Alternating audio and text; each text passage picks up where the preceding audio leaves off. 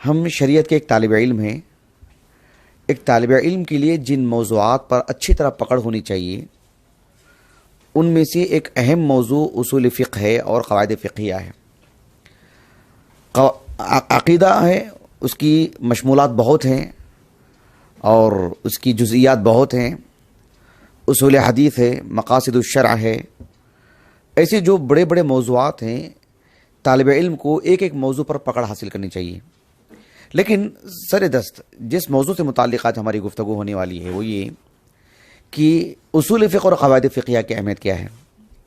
آپ غور کر کے دیکھیے کہ ہم سب اگر بالذات ہمارے اس ادارے کی بات کرتے ہیں، دیگر اداروں میں بھی ہے لیکن بالذات اگر ہمارے اس ادارے کی بات کرتے ہیں، ہم رابع میں اصول فقہ پڑھتے ہیں، خامس میں اصول فقہ پڑھتے ہیں اور سادس میں اصول فقہ پڑھتے ہیں. استاذ کے سامنے بھی کتاب ہوتی ہے، پورے طلبہ کے سامنے بھی کتاب ہوتی ہے. سال بھر عبارت خوانی کروائی جاتی ہے. استاذ حل کرتا ہے عبارت کو، موضوعات کو سمجھاتا ہے، خلاصہ بتاتا ہے. اس کی مثالیں جو کتاب میں دی گئی ہیں زائد مثالیں بھی ہم پڑھتے ہیں. اس کے باوجود بھی اصول فقہ سے متعلق ایک طرح کا جو ملل ہم دیکھتے ہیں، بیزارگی ہم دیکھتے ہیں، اکتاہٹ، اور اکتاہٹ ہی نہیں ہے بلکہ جو ہے ایک طرح کا بوجھ سمجھا جاتا ہے. یہ ہمارے ہندوستان بھر کے طلبہ کے ایک عمومی مزاج ہے اور یہ ایک خطرناک مزاج ہے، یہ ہلاک کر دینے والا مزاج ہے. اس لیے کہ ہم نے شاید طے نہیں کیا کہ ہم آگے بڑھ کر آگے ہم کیا بننے والے ہیں، ہمارا مقصود کیا ہے زندگی کا. تو اس تناظر میں یعنی مجھے یہ بتانا ہے کہ بحیثیت ایک طالب علم ہمارے لیے کوئی سبق مشکل ہوتا ہے تو ہم دگنی محنت کریں. اصول فقہ ہمارے لیے اگر سمجھ سے باہر ہے تو ہم جو ہے مطلب دگنی محنت کریں، اللہ سے گڑ گڑائیں، مانگیں اور اس میں مہارت حاصل کریں. صرف و نحو میں ہم کمزور ہیں تو اللہ سے ہم مانگیں اور دگنی محنت کریں. اصول حدیث میں کمزور ہیں، اللہ تعالیٰ سے دعا کریں اور دگنی محنت کریں.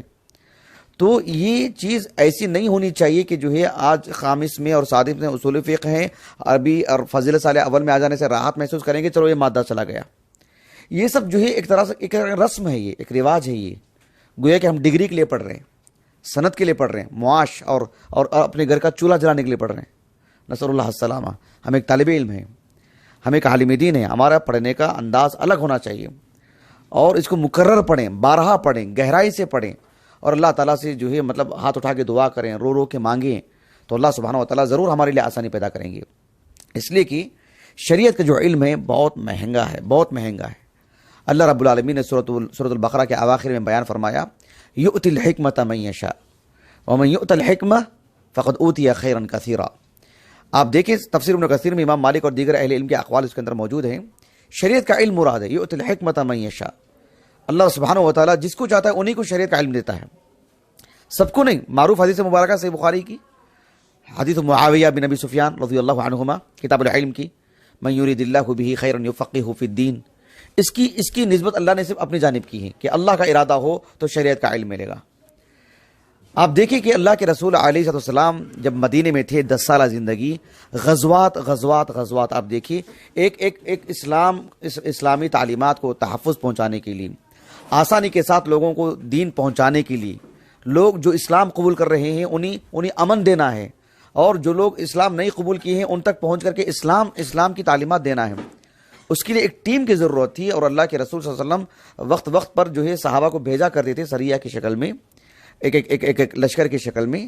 لیکن دیکھیں سبحان اللہ، غزوہ تبوک کا موقع دیکھیں آپ، قرآن نے کہا کہ انفروا خفافا وثقالا، کہ سب کے سب چلے جاؤ. اس کے باوجود بھی اللہ نے کہا فلولا نفر من كل فرقة منهم طائفة ليتفقهوا في الدين. کہا کہ ما كان لأهل المدینہ ومن حولهم من الاعراب ان يتخلفوا عن رسول اللہ. سورہ توبہ کے اواخر میں کہ جو مدینے میں ہیں، مدینے کے گرد و نواح میں جو لوگ ہیں ان کے لیے مناسب نہیں ہے کہ اس غزوہ سے پیچھے رہیں. سب کو اللہ کے رسول کے ساتھ جانا چاہیے تھا، لیکن اللہ کے رسول نے، اللہ تعالیٰ نے کیا کہا، ارے سب چلے جا رہے ہیں، کہاں چلے جا رہے ہیں سب؟ فلولا نفر من كل فرقة منهم طائفة ليتفقهوا في الدين. سب نہ جائیں، ایک جماعت بیٹھ کے پڑھیں. یعنی یہ سب جو ہے اصول ہیں، سب دین کی بنیادی باتوں کو سیکھنے کی ایک جماعت ہونی چاہیے. آپ بھی چلے جائیں گے تو پڑھے گے کون؟ تو ایسے میں امت مسلمہ کی ہزاروں، سینکڑوں، لاکھوں، کروڑوں بچے جو ہے مطلب جا رہے ہیں اور جو ہے دنیاوی اعتبار سے مختلف علوم حاصل کر رہے ہیں. بہت ممکن ہے ان کا ایک مقصود یہ بھی ہو سکتا ہے کہ دنیا کمانا ہو، اور ایک مقصود یہ بھی ہو سکتا ہے کہ بس اس کے ذریعے سے ہم حلال کمائی کمائیں اور اچھے سے اللہ کی عبادت کریں. لیکن ہم ان سب سے اللہ رب العالمین نے ممتاز رکھا ہے. یہ بات دنیا میں جائے گی، ایسے نہیں کہ چار دیواری میں بولنے کی بات نہیں ہے. جانتے ہیں فرض کفایہ ادا کر رہے ہیں ہم.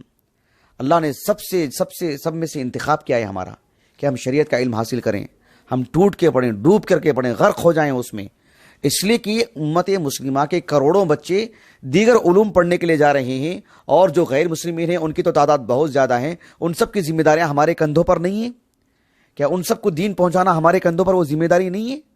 اور ہم بھی اصول فقہ سے، اصول حدیث سے جی چراتے رہیں، ہم بھی پیچھے بھاگتے رہیں، اور ہم بھی اس کو امتحان سے جوڑ کے 20 نمبروں کے لیے پڑھیں؟ قطعاً مناسب نہیں ہے. اللہ سبحانہ و تعالیٰ نے شریعت کے علم کے لیے ہمیں چنا ہے، تو اس کے لیے بہت ہی محنت کرنی پڑے گی.